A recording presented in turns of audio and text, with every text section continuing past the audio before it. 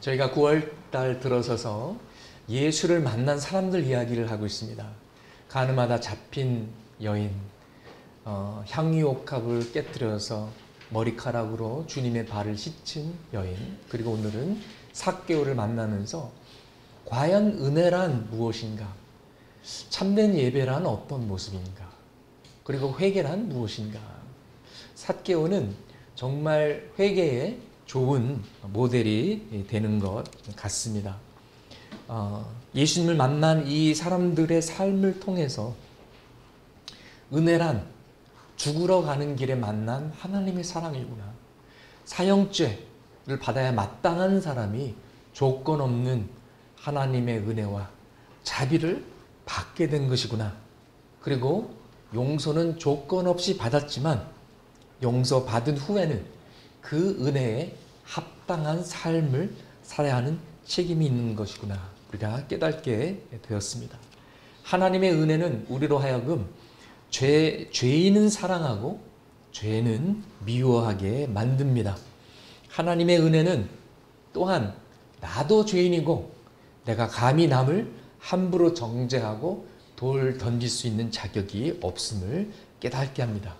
이렇게 은혜로 알게 되면 자연스럽게 우리의 향유옥합을 깨뜨려서 주님을 예배하게 되고 예배의 삶으로 이어지게 됩니다.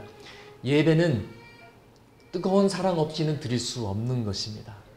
사랑은 그 자체가 시시하지 않습니다. 시시한 사랑이라는 것은 있지 않습니다. 사랑 자체는 불타는 열정입니다. 헌신입니다. 희생입니다. 예배는 예수님께서 왕되심을 선포하는 우리가 인생에서 드릴 수 있는 최고의 행위인 것입니다. 예수님만이 우리의 만족이시고 예수님만이 우리의 사랑이시고 예수님만이 우리를 다스리시는 주권자라고 고백하고 선포하는 것이 우리의 예배인 것입니다. 오늘은 삭개오를 통해서 과연 회개란 어떤 모습인가? 회개란 무엇인가? 이 질문을 함께 답해 보려고 합니다. 세일이라는 직업은요, 돈은 많이 벌어도 온 사람들에게 멸시받는 직업이었습니다. 왜냐하면 그 당시 이스라엘을 식민지 삼아서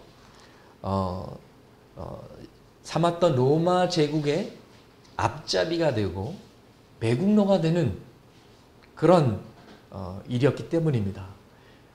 동족의 피를 빨아서 그들의 등치고 사기쳐서 돈을 버는 그런 직업이었습니다. 그리고 삭개오는 그냥 세리가 아니라 세리장까지 되었습니다. 얼마나 열심히 일했으면 로마 제국의 인정을 받아서 세리장까지 되었을까? 무엇이 삭개오로 하여금 매국노가 돼서 자기 민족까지 배신하고 세리가 되도록 만들었을까? 우리가 의문을 가지지 않을 수 없습니다. 정직하게 땀 흘려서 버는 직장도 많았을 텐데 왜 하필 세리였을까? 왜 굳이 세리가 되었을까? 혹시 그가 흙수저로 태어나서 가난한 것에 한이 맺혔나? 제가 아는 한 분은요, 어렸을 때 학교에 가서 이렇게 뭐 점심시간에 이제 둘러앉아서 뭐 반찬도 논아 먹고 그러지 않습니까? 옛날에는 잘 사는 집 아이들은 뭐 스팸도 싸가지고 오고 뭐 소세지도 사가지고 오고 그러는데 어느 날 소세지를 싸온 친구가 있어가지고 야 우리 같이 점심 도시락 논아 먹자 그랬는데 싫다고 자기 혼자 먹더래요. 그래서 그게 한이 맺혔나 봐요. 그래서 그분이 이제 군대 나와가지고 가게에 가서 소세지를 한 박스를 사가지고 막 토할 때까지 먹었대요. 예. 그게 이제 뭐 작은 거라도 이게 한이 맺히면 이게 응어리가 되는 것이죠. 그러면 삭개오도 뭐 흙수저로 태어나가지고 너무 가난해가지고 한이 맺혀가지고 나라 팔고 민족 팔고 세리가 되었나? 아니면 그가 키가 작아서 뭔가 좀 부족한 것 같고 좀 그 열등감과 콤플렉스 때문에 내가 돈이라도 많이 벌어서 사람들이 나를 무시하지 못하게 해야겠다. 그런 마음이 있을까? 성경을 설명하지 않고 있기 때문에 우리는 정확히 모릅니다. 그러나 분명한 것은 삭개오에게는 돈과 성공에 대한 목마름이 있었다는 것이죠. 이 갈증이 그 인생을 끌고 가는 강한 드라이브가 돼서 그가 세리가 되고 또 열심히 일해서 세리장까지 되게 하였다라는 것입니다. 오늘날로 표현하자면은 세리장까지 되면은요, 거의 올라갈 수 있는 높은 자리까지 다 올라간 겁니다.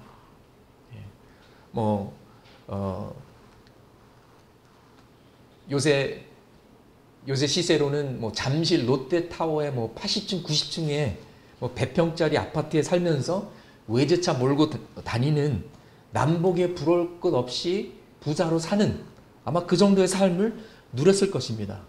이렇게 남이 보기에는 부족함이 하나도 없는 것 같았던 삭개오가 예수님이 지나간다는 소식을 듣고 뽕나무, 돌무화과 나무에 올라갑니다. 왜 그랬을까요? 단순한 호기심은 아니었을 것입니다. 세리장쯤 되려면 적어도 40대 중반이나 50대 초반이 되지 않았을까? 그렇다면 50 넘은 사람은요, 단순한 호기심 때문에 나무에 오르지는 않습니다. 왜냐하면 사회에서의 지위, 남의 시선, 체면과 채통, 그리고 자존심이 있기 때문입니다.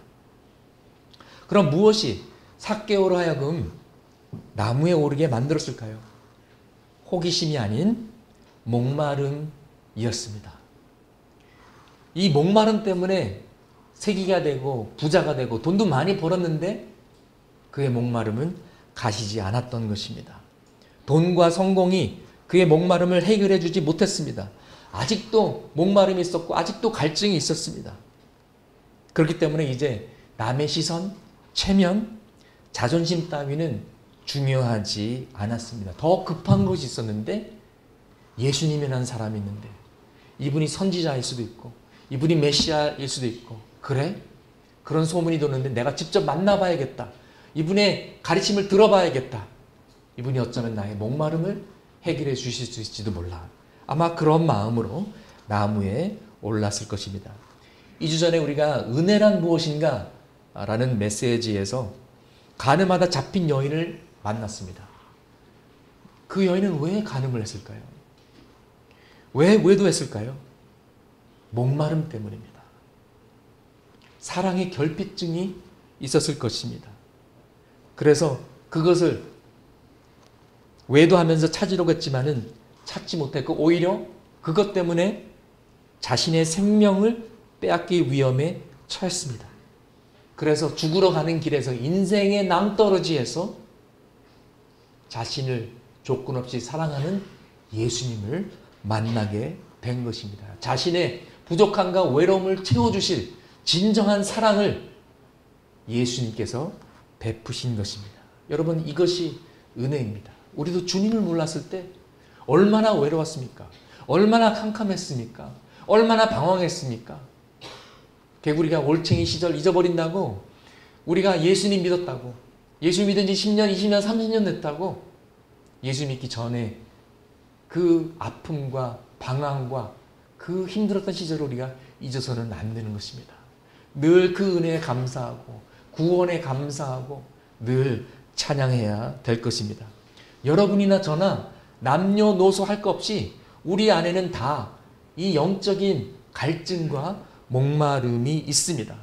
누구나 다 사랑받길 원합니다. 누가 인정해 주길 원합니다. 박수 쳐주고 잘했다. 너 잘하고 있어. 이런 소리를 듣길 원합니다. 여러분, 돈 싫어하는 사람 있습니까? 없습니다. 네. 성공 피해 다니는 사람이 있어요? 안전하고 평안한 거 싫은 사람 있습니까? 우리가 다 원하는 것입니다. 그러나 이 세상의 어떤 것도 결국은 우리의 궁극적인 목마름을 해결해 줄 수 없다는 것입니다. 여러분, 우리가 정말 맛집에 가서 많이 밥을 먹어도 이 굶주림은, 이 갈증은 해결이 되지 않습니다. 술을 한 바가지 마셔도 그 갈증이 사라지지 않습니다. 돈을 얼마나 벌어야 행복할까요? 돈을 얼마나 벌어야 이 목마름이 사라질까요? 삭개오는 떼돈 벌었는데, 부자였는데도 이 목마름이 가시지 않았습니다. 여러분, 우리가 친구가 몇 명이 있어야, 연인을 몇 명 만나야 우리의 갈증이 사라질까요? 우물가의 여인은요, 5번 결혼했어요. 전 남편이 5이고요. 6번째 남자는 좀 지켜봐야겠다 하고 결혼까지 안 하고 동거하고 있었습니다. 그런데도 그녀의 갈증은 해결되지 않았습니다.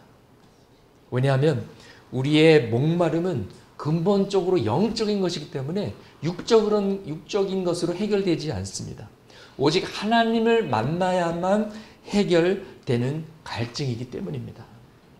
예수님께서 주시는 생명수를 마셔야만 우리의 목마름이 해결되고, 그래야만 우리의 내면에서 성령의 생명수가 흘러나오게 되는 것입니다.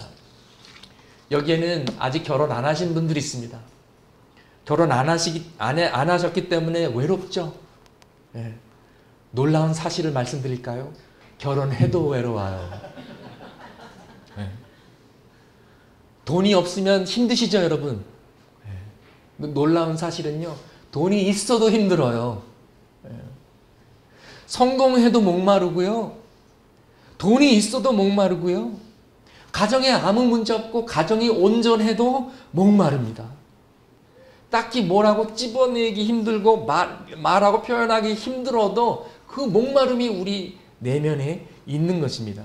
그것은 하나님과 관계가 단절된 인간의 본질적 외로움이에요. 나는 누구인가? 나는 어디서부터 와서 어디로 가는가? 미래에 대한 두려움이에요. 천국은 있는 것인가? 지옥은 있는 것인가? 인생의 허무함이에요. 그래, 나 공부 열심히 해서 스카이 대학교 나왔어. 좋은 직장 취직했어. 돈 많이 벌었어. So what? 이게 다인가? 인생이 이게 다야? 좋은 건 먹으면 먹을수록, 좋은 곳 죽기 전에 가봐야 할 거 100곳 다 다녀도 남는 것은 허무함 뿐이에요. 이 모든 문제들은요, 인간의 본질적 외로움과 인생의 허무함과 미래에 대한 두려움은요, 인간이 스스로 해결할 수 없는 것입니다. 오직 하나님의 진리와 그리스도의 복음만이 해결해 줄 수 있는 줄을 믿습니다. 예수님의 십자가의 사랑만이 그 공허함과 그 허전함을 채워줄 수가 있는 것입니다. 여러분, 삭개오라는 이름은 순수함이라는 뜻이에요. 그런데 그는 세리였고요, 세리장이었고요, 같은 민족 동포들을 등쳐서 돈 벌어먹고 살고 있었으니 순수함이라는 이름을 가진 사람이 순수하지 못하게 더러운 삶을 살고 있었던 것입니다.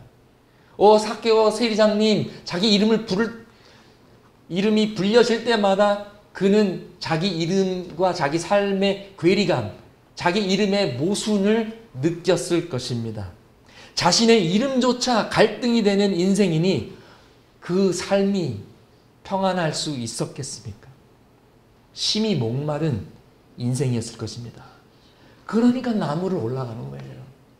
내가 어떻게 해서든 주님을 보기라도 해야겠다. 주님을 만나야겠다. 그분의 말씀을 드려야겠다. 아무리 쪽팔려도 이제는 더 이상 I don't care. I need to see Jesus. I need to have Jesus solve my deepest thirst, my deepest needs. 이런 마음이었던 거예요. 지난주에 등장했던 여인도 향리옥합을 깨뜨리고 눈물을 흘리면서 자기 머리 풀고 예수님의 발을 씻으면서 헌신하고 예배하고 사랑을 표현했습니다. 자신의 창피와 수치심을 극복하고, 사람들이 수근수근 그랬지만, 야, 저 여자 그 여자 아니야? 어머머머.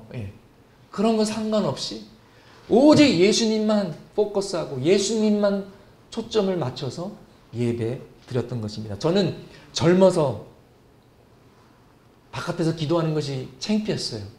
쪽팔렸어요. 그래서 항상 일부러 냅킨 떨어뜨리면서 하나님 주셔서 감사합니다. 아멘. 기도하고 먹고. 예배당에서도 처음에는 손 드는 것이 힘들었어요. 예. 제가 좀 소심하거든요. 예. 그래서 손도 제대로 못 들고 두 손 들고, 예. 그 다음에 조금 담대해져가지고 이쯤 올리고, 그 다음에는 이쪽 올리고, 나중에 하나님의 은혜를 체험하고 나니까요, I don't care. 내가 뭐 사람들 보이려고 하는 것도 아니고, 날 좀 보소, 날 좀 보소. 나는 거룩한 예배자. 나를 보세요. 나는 영성이 충만해. 사람들한테 자랑하려고 하는 거 아니잖아요. 주님이 너무 감사해서, 주님의 사랑이 너무나 감사해서 두 손 올리는 거예요. 찬양하는 거예요. 다른 사람 다 잊어버리고 눈 감고 주님만 생각하고 주님만 예배 드리는 거예요. 다윗은 하나님의 사랑이 너무 좋아서 춤추면서 예배 드리다가, 좋은 혁띠가 없었나 보죠. 바지가 흘러내리고 빤스 다 보이고, 그래도 상관하지 않고 I don't care. 나는 주님이 좋아요. 나는 예수님이 좋아요. 여러분, 예수님은 우리의 구원을 위해서 십자가의 수치와 창피함과 고난을 다 겪으셨는데, 우리가 주님을 위해서 뭘 못하겠습니까? 노방전도하는 거 창피해요? 쪽팔려요? 창일교회 왔는데 막 화장실 청소하라 그래가지고 기분 나빠요? 그게 뭐 어때서? 아니 내가 감히 내가 누군데 뭐 어때요? 우리가 주님께서 우리를 위해서 별의별 고난과 수치를 다 겪으셨는데, 우리가 주님을 위해서 뭘 못해요? 쓰레기 줍고 화장실 청소하는 거 뭐 그렇게 어려워요? 십자가에서 빨가벗고 죽으라는 것도 아닌데. 하나님의 은혜는요, 이런 목마름 속에 있는 삭개오를 찾아오셨습니다. 이것이 놀라운 하나님의 사랑이에요. 우리가 먼저 하나님을 찾은 것이 아니에요. 먼저 하나님을 사랑한 것이 아니에요. 하나님께서 우리에게 다가오셨어요. 먼저 오셔서 손 내밀어 주시고, 먼저 우리를 품어주셨고, 먼저 우리를 사랑해 주셨어요. 그것도 우리가 복음 처음 들은데 바로 예수님 믿은 사람들은 거의 없어요. 10번째, 20번째, 교회도 1년, 5년, 10년 다니다가 헛다니다가 어느 순간에 주님을 인격적으로 만나고 드디어 내가 죄인임을 깨닫고 예수님을 알게 된 것이죠. 예수님께서 삭개오에게 굳이 너는 왜 그 나무 위에 있니? 물어보지 않고 삭개오의 목마름을 알아채시고, 삭개오야, 내가 오늘 너희 집에 가야겠다. 다른 스케줄 다 캔슬하고 너의 집에 가야겠다. 예수님은 오늘도 목마른 자들을 만나주시는 줄 믿습니다. 수고하고 무거운 짐진 자들을 만나주시는 줄 믿습니다. 우리 마태복음 11장 28절 말씀 같이 읽으시겠습니다. 수고하고 무거운 짐진 자들아 다 내게로 오라. 내가 너희를 쉬게 하리라. 또 요한복음 7장 37절에서 39절 읽으시겠습니다. 명절 끝날 곧 큰 날에 예수께서 서서 외쳐 이르시되 누구든지 목마르거든 내게로 와서 마시라. 나를 믿는 자는 성경의 이름과 같이 그 배에서 생수의 강이 흘러나오리라 하시니, 이는 그를 믿는 자들이 받을 성령을 가르쳐 말씀하신 것이다.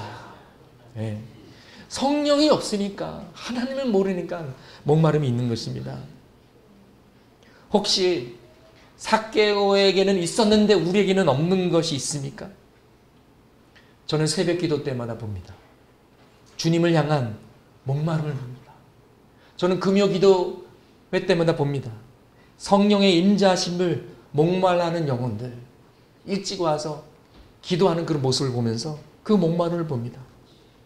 우리가 사람은 떡으로만 살 것이 아니요 오직 하나님의 말씀으로 살리라, 이렇게 믿으면 하나님의 말씀이 달콤하고 하나님의 말씀 더 깊이 깨닫기를 원하게 됩니다. 이런 목마름이 있는 분들은요, 저한테 자꾸 성경 질문하세요. 목사님, 지난 화요일 큐티 읽으면서 이 부분을 이해하지 못했는데 이게 무슨 뜻인가요? 물어보세요. 전화라도 물어보세요. 카톡으로 물어보세요. 어떤 분들은 하나님의 말씀을 신앙생활에 적용하려고 하는데 신앙생활에 대해서 물어보세요. 목마름이 있기 때문에 그렇습니다. 근데 어떤 분들은 이런 목마름이 없어요. 성경 질문 안 해요. 관심도 없어요. 어떤 목장에 지나가면서 듣기도 하고 어떤 목장에 참석하기도 하는데 다들 열심히 나누고 대화들 하세요. 근데 때로는 대화 내용이 그냥 사람 사는 이야기예요. 물론 우리가 신앙도 나눠야 되고 또 우리 인생살이도 나눠야 됩니다. 뭐 맨날 뭐 성경 이야기만 할 것이 아니라 우리가 어떻게 사는지 그런 얘기도 해야 되죠. 아이고 이번 추석에 시댁에 갔더니 아유 말도 마. 다 좋은데 그런 얘기만 한다면 그런 인생살이 이야기만 있고 신앙 이야기, 말씀 이야기 그런 목마름이 없다면 그거는 좀 문제가 있는 것입니다. 말씀에 대한 궁금증도 없고 내 삶에서 하나님께 더 가까이 나가려는 그런 몸부림과 갈등도 없고 목마름이 없으면 문제입니다. 여러분 왜 목마름이 없는 줄 아세요? 죽은 영혼은 영적인 목마름이 없습니다. 죽은 사람은 목마름이 없어요. 목마름은 살아있는 사람에게만 있는 것입니다. 여러분은 혹시 아직도 채통을 지키느라 뽕나무에 올라가지 않습니까? 아니면 아예 목마름 자체가 없는 것입니까? 근데 어떤 분은 하나님에 대한 목마름은 없는데 세상에 대한 목마름이 있어요. 돈을 목말라요. 승진, 내 집 마련, 결혼에 대한 목마름이 있는데 하나님 나라에 대한 목마름은 없어요. 거룩한 삶에 대한 열정은 없어요. 하나님이 이미 하고 계시는 일에 내가 동참하겠다 이런 마음이 없어요. 그러면 문제인 것입니다. 너무나 안타까운 것은요. 교회에 다니는 수많은 사람들이 자신들의 세상적인 목마름을 채우기 위해서 예수님을 수단과 방법으로 쓴다라는 것이죠. 예수님이 도구가 되어버리는 거예요. 그게 기복신앙이죠. 예수님께서 목마름의 해결책이 돼야 되는데 목마름을 해결하는 도구로 생각한다는 것입니다. 여러분 이거는 진정한 믿음이 아닙니다. 여러분 예수님이 목적이면 다른 것들이 없어도 만족할 수 있습니다. 금강은 나 없어도 예수 그리스도가 나에게 있으면 만족할 수 있습니다. 설사 평생 가난하게 살더라도 남은 인생 병자로 살아간다 하더라도 예수님만 있으면 만족하는 것이 예수님에 대한 목마름입니다. 이것이 진짜 믿음입니다. 주님 한 분이면 충분합니다. 주님 한 분이면 충분합니다. 다른 거 주시면 할렐루야 감사하게 받겠지만 그건 보너스고 가장 중요한 것, 가장 소중한 보배는 예수 그리스도. 그분과의 관계, 그분과 동행하는 것, 하나님의 진리를 알고 하나님의 사랑을 알고 하나님 뜻에 거하는 것, 주님 한 분이면 충분합니다. 삭개오는 예수님을 만나고 자신의 집으로 모셨습니다. 그런데 눈에 보이는 집, 나무로 지은 집, 벽돌로 지은 집에만 모신 것이 아니라 자기 내면의 집에도 모셨어요. 자기 삶으로 초청했어요. 자기 마음으로 영접했어요. 그래서 9절에 예수님께서 이렇게 말씀하셨습니다. 삭개오야 너에게 구원이 임했다. 너도 아브라함의 자손, 믿음의 자손이다. 삭개오의 목마름과 갈등이 드디어 해소된 것입니다. 삭개오도 주님, 이제 주님 한 분만이면 충분합니다. 그렇기 때문에 돈은 더 이상 중요하지 않아요. 돈의 반 뚝 잘라가지고 절반은 가난한 사람에게 드리겠습니다. 삭개오는 지금까지 돈만 위해서 달려왔어요. 돈 벌려고 나라도와 민족도 배신하고요. 매국노가 되고요. 세리가 되고 세리장이 됐어요. 그런데 그렇게 소중하게 벌었던 그 돈이 은행에서 반이 뚝 잘라서 없어지는데도 괜찮대요. 왜냐하면 이제 섬기는 신이 바뀌었거든요. 이제는 돈을 섬기지 않고 하나님을 섬기기 때문에 지금까지는 돈 벌기 위해서 사람을 이용했는데 이제는 하나님과 사람을 섬기기 위해서 돈을 도구로 사용하고 돈을 사용하게 된 거예요. 여러분 이거를 헷갈리면 안 됩니다. 어떤 사람은 돈 벌기 위해서 사람을 사용해요. 이용해요. 악용해요. 사기도 쳐요. 그러나 우리는 돈은 하나님을 섬기기 위해서 사람을 섬기기 위해서 존재하는 것입니다. 그것을 헷갈리면 안 되는 것이죠. 재산의 반을 가난한 자들에게 주어도 하나도 아깝지 않아요. 왜? 주님 한 분이면 충분합니다. 이제 진짜 보물인 예수님을 만났거든요. 더 이상 목마르지 않거든요. 그렇기 때문에 돈 가지고 어차피 목마름 채워주지도 못하는데 그 돈을 꼭 붙잡을 필요가 없는 거예요. 오늘 누가복음 19장 본문에서 회개라는 단어는 등장하지 않습니다. 삭개오가 회개했다는 구체적인 표현도 없습니다. 그러나 삭개오는 회개의 최고의 모델입니다. 삭개오는 분명히 구원을 받았고 회개했음을 우리가 알 수가 있습니다. 왜냐? 회개한 사람만이 할 수 있는 말과 행동을 하거든요. 주님, 내 재산의 절반을 떼어서 가난한 자들에게 나눠주겠습니다. 돈은 더 이상 나의 주인이 아닙니다. 그리고 내가 사기친 사람 있으면 4배로 배상하고 갚아주겠습니다. 회개의 열매가 있는 거예요. 여러분, 회개라는 단어는요, 생각을 바꾸다, 마음을 돌이키다라는 뜻이 담겨져 있습니다. 내 생각대로 살다가 이제는 하나님 생각대로, 하나님 뜻대로 사는 것입니다. 나의 가치관, 세상의 가치관을, 세속된 가치관을 가지고 있다가 이제는 하나님 나라의 영원한 가치관을 따르고 사는 것입니다. 나의 죄와 잘못을 뼈저리게 뉘우치고 고치는 것입니다. 나의 삶이 바뀌고 변화되는 것입니다. 회개는 그냥 우는 것이 아닙니다. 회개는 그냥 미안한 마음에 마음이 찔려서 눈물 흘리고 잠시 은혜 받아서 가슴이 짠한 것이 아닙니다. 물론 그것이 회개의 과정일 수가 있고 회개의 시작일 수가 있습니다. 그러나 회개는 지금까지 살아왔던 것과는 다른 삶을 살기로 결단하고 순종하며 행동하는 것입니다. 내 재산의 반을 바치겠습니다. 사기친 사람 있으면 4배로 배상하고 가서 사과하고 배상하겠습니다. 이런 회개의 열매가 없으면 진정한 회개라고 말할 수 없습니다. 여러분, 회개는 감정이 아니라 행동입니다. 회개는 눈물이 아니라 움직임입니다. 우리가 얼마나 많은 때에 찬양하면서 기도하면서 설교 들으면서 마음이 찔리기도 하고 눈물도 흘리기도 하고 가슴 아파하기도 하고, 근데 많은 경우 문제는 그냥 거기서 멈춘다는 것입니다. 행동까지 가야 되고 열매까지 맺어야 진정한 회개인 것입니다. 운다고 되는 것이 아닙니다. 찬송가 544장 울어도 못하네 나는 찬양에 이런 가사가 있습니다. 예, 많은 분들이 긴장하시는 것 같은데 제가 노래를 부를까 봐 그냥 읽을게요.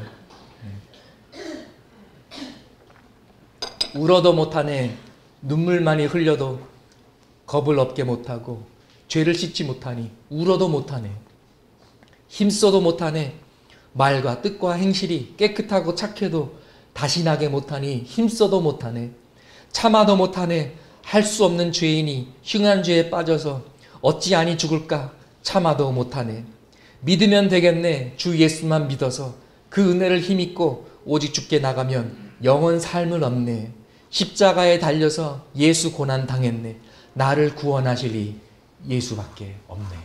아멘. 침례 요한은 예수님의 오심을 준비했습니다. 그러면서 백성들의 마음을 준비시키고 백성들에게 회개하라. 하나님의 나라가 가까워졌다. 하나님 나라의 왕이 오신다. 하나님의 통치하심이 오신다. 깨끗한 그릇으로 맞아야 되기 때문에 회개하라. 그리고 회개의 침례를 베풀었습니다. 누가복음 3장에 침례 요한의 사역이 담겨져 있습니다. 누가복음 3장 3절 말씀 같이 읽으시겠습니다. 요한이 요단강 부근 각처에 와서 죄사함을 받게 하는 회개의 침례를 전파하니. 침례 요한이 베푸는 침례의 의미는 회개입니다. 그런데 회개의 열매도 없이 그냥 심판과 지옥을 면하려는 두려운 마음만으로 양심의 가책과 찔림 때문에 침례를 받으러 오는 사람들이 있었습니다. 마태복음 3장 7절에서는 그들이 바리새인들과 사두개인들이었다고 기록하고 있습니다. 그들에게 침례 요한은 이렇게 말합니다. 누가복음 3장 7절에서 8절 같이 읽으시겠습니다. 요한이 침례 받으러 나오는 무리에게 이르되 독사의 자식들아 누가 너희에게 일러 장차 올 진노를 피하라 하더냐. 그러므로 회개에 합당한 열매를 맺고 속으로 아브라함이 우리 조상이라 말하지 말라. 내가 너희에게 이르노니 하나님이 능히 이 돌들로도 아브라함의 자손이 되게 하시리라. 네. 너희들의 족보를 자랑하지 말고 진짜 신앙을 가져라. 대대로 모태신앙인 것 그거는 정말 감사해야 될 것이고 축복이다. 그렇지만 네 할아버지가 빌리그레함 목사라도 할아버지 때문에 네가 구원받는 것이 아니다. 각 사람이 스스로 회개하고 믿어야 구원받는 것이지. 그렇기 때문에 진심으로 회개하라. 회개의 열매를 맺어라. 이렇게 침례 요한이 경고한 것입니다. 진짜 회개는 회개의 열매가 있습니다. 그렇다면 구체적인 회개의 열매가 어떤 겁니까? 자연스럽게 이런 질문을 하게 되지 않습니까? 그래서 사람들이 침례 요한에게 물어봅니다. 누가복음 3장 10절에서 14절 읽으시겠습니다. 무리가 물어 이르되 그러면 우리가 무엇을 하리이까? 대답하여 이르되 옷 두 벌 있는 자는 옷 없는 자에게 나눠줄 것이요 먹을 것이 있는 자도 그렇게 할 것이니라 하고 세리들도 침례를 받고자 하여 이르되 선생이여 우리는 무엇을 하리이까? 하매 이르되 부과된 것 외에는 거두지 말라 하고 군인들도 물러 이르되 우리는 무엇을 하리이까? 하매 이르되 사람에게서 강탈하지 말며 거짓으로 고발하지 말고. 예. 정직하게 일해라. 사기치지 말아라. 하나님께서 너에게 풍성하게 주셨느냐? 노나 먹어라. 예. 여러분은 옷 두 벌 있으면 한 벌은 필요한 사람 줍니까?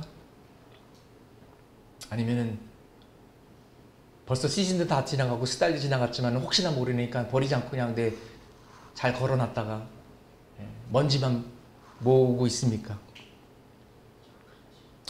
침례 요한을 통해서 구체적인 회개의 모습, 회개의 열매는 이런 거다 보여주고 있습니다. 회개는 감정이 아니라 행함입니다. 속에서만 느끼는 것이 아니라 밖으로 표출되고 표현돼야 되는 것입니다.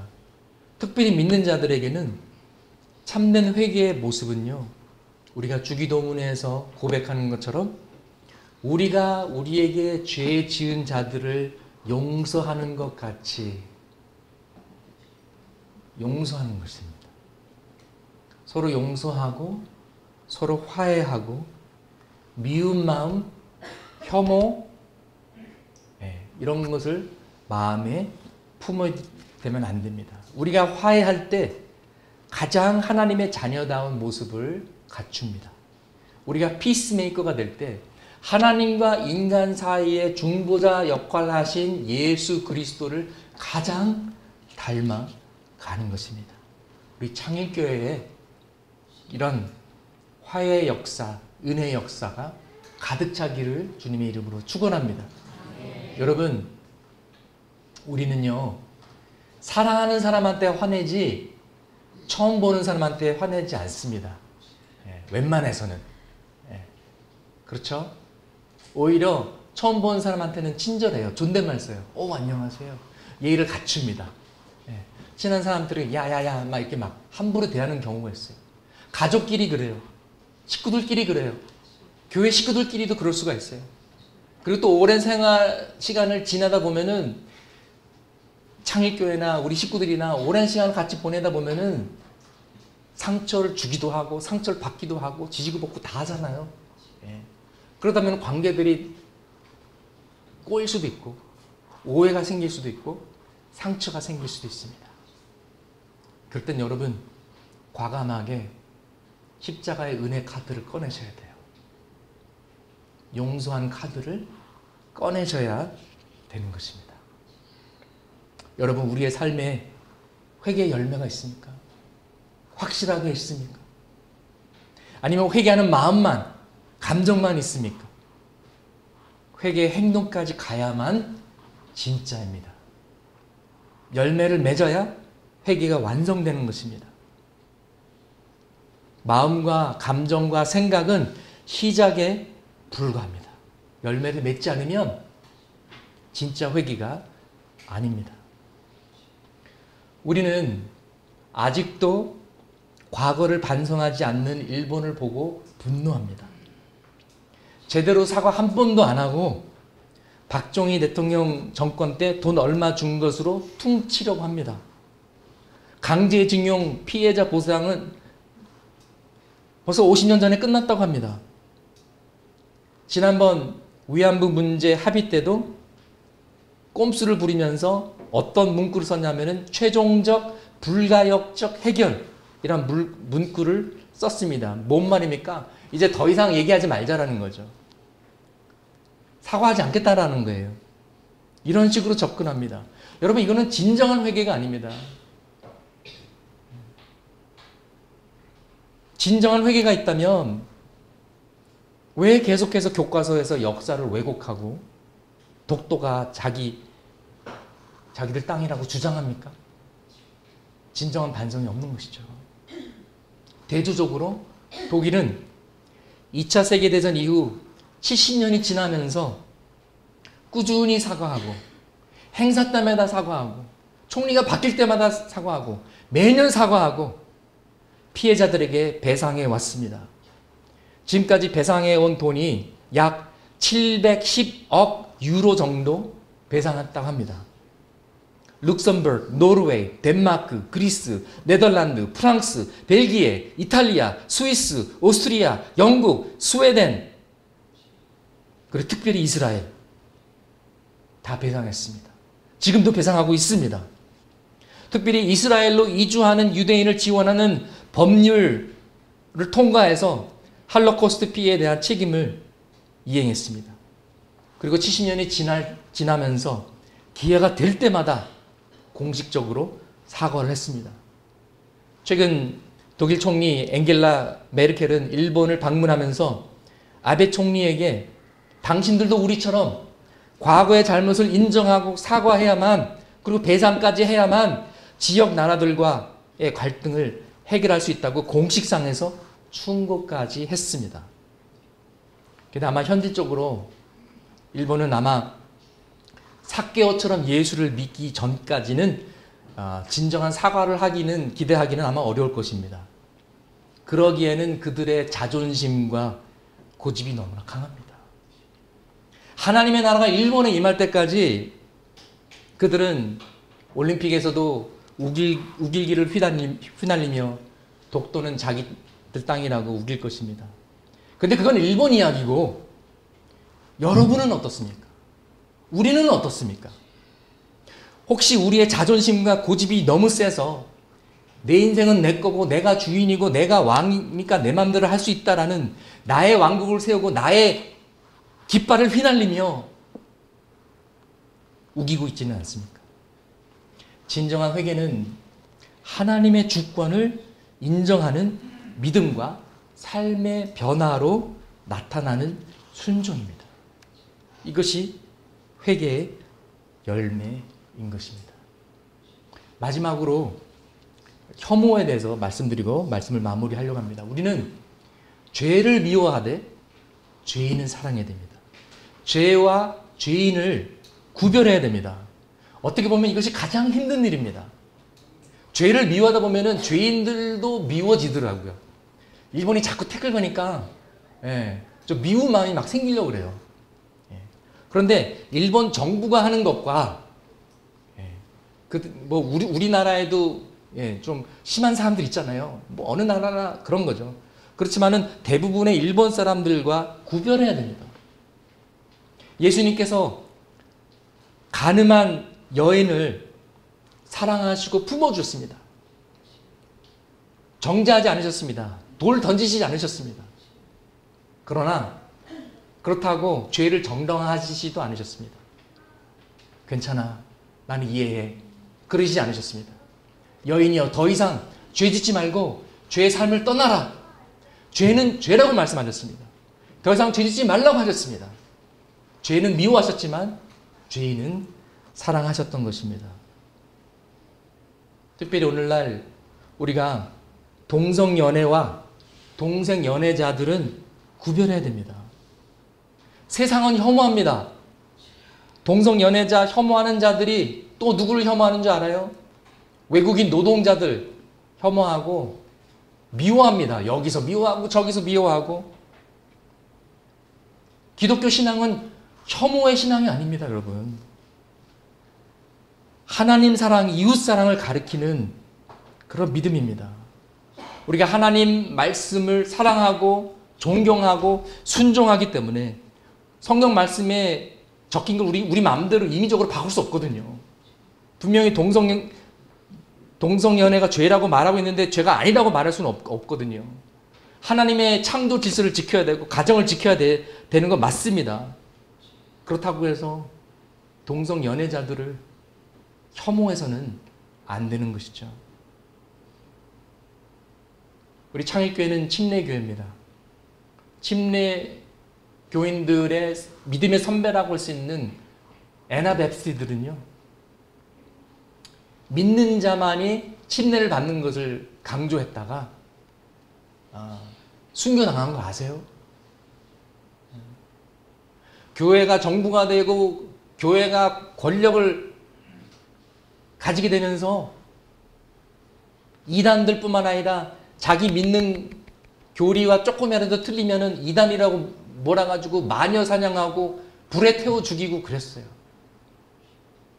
역사 속에 기록된, 교회사 속에 기록된 오류입니다. 우리는 그래서는 안 돼. 죄는 미워하되 죄인은 사랑해야 되는 것입니다. 제가 고등학교 때, 고3 때 예수님을 믿고 너무나도 기뻤습니다. 예수 믿고 이제 제가 차를 몰고 이제 학교를 가면서 주차하다가 차 한 대를 슬쩍 부닥쳤어요. 근데 막 20년, 30년 된 고물차였어요. 뭐 원래 똥차라. 예, 그리고 막 여기저기 찌그러져가지고 그 주인 친구가 나중에 그러더라고요. 하도 많이 찌그러져가지고 와서 박았는지도 몰랐대요. 예. 근데 그때 아무도 안 봤어요. 그래서 그냥 빨리 주차하고 호록 쪼록 학교로 들어갔는데 내 안에 거주하시는 성령님께서 저를 자꾸 괴롭히시는 거예요. 저를 가만히 놔두시지 않는 거예요. 너 그러면 안 돼. 그렇게 살면 안 돼. 가서 쪽지라도 적어놓고 너 전화번호 남겨놔. 1교시, 2교시, 3교시. 너무나 괴로웠고요. 안 됐는데 이거 보험사에 알리면 또 보험료 올라갈 텐데 막 걱정했지만 내가 손해보더라도 내가 성령의 음성을 불순종하고 그까지 돈 얼마 나올지 모르지만 내 영혼을 팔아서는 안 되겠다. 그래서 가서 쪽지를 적어놓고 전화번호 연락처를 적어놓고 그 친구를 나중에 만났어요. 예, 근데 그 친구 뭐 차도 너무 오래돼가지고 야 우리 뭐 보험사까지 뭐 그럴 필요 없고 그냥 20불만 줘. 그걸로 퉁치자. 예. 그 친구는 20불 벌어가지고 띵어와 좋았고 저는 보험료 안 올라가고 20불로 해결할 수 있어서 너무 기뻤습니다. 그러나 순종했을 때 영혼의 자유가 있었고 양심의 자유가 있었습니다. 성령님께서 여러분에게 특별히 조명하시면서 말씀하시는 것이 무엇입니까? 여러분이 손해보더라도 여러분이 순종해야 되는 것이 무엇입니까? 삭개오는 목마름에 이끌려 뽕나무로 올라갔습니다. 여러분은 주님께 더 나아가기 위해서 지금 나무를 올라가고 있습니까? 그 나무가 무엇입니까? 우리 가운데 은혜의 역사, 회개의 열매, 또 화해와 용서와 치유가 가득한 그런 창일교회가 되기를 주님의 이름으로 축원합니다. 함께 기도하시겠습니다.